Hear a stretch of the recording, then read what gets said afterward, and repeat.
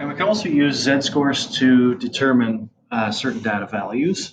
So for a given, for example, here we have running shoes, and they lose their shock absorption after a mean distance of 640 kilometers with a standard deviation of 160 kilometers.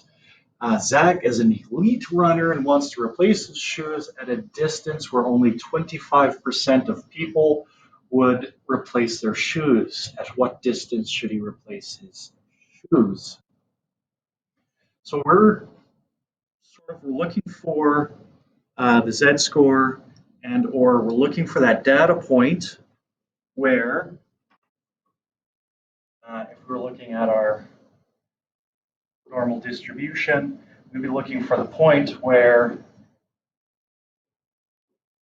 25% of the data is to the left of the curve.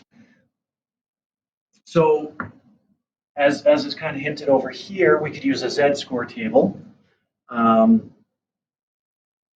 Or we can make our calculators do all the heavy lifting and take a look at that. So if you have your calculator, you can go second vars. So we're going to be looking at distribution, and we can go to inverse norm.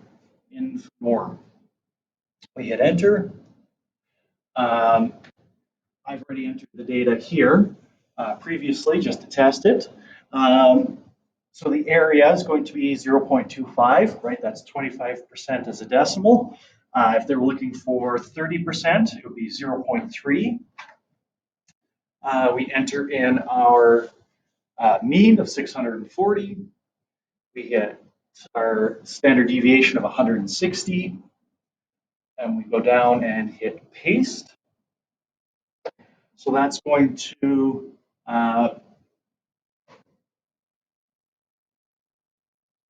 give us something that looks like inv norm 0.25, which is the area under the curve, 640, which is our mean, and 160, which is our standard deviation. Right? Area, percent, mu, and sigma. So when we hit enter on our calculator, we get 532.08. So after 532 kilometers, our elite runner should buy a new pair of shoes.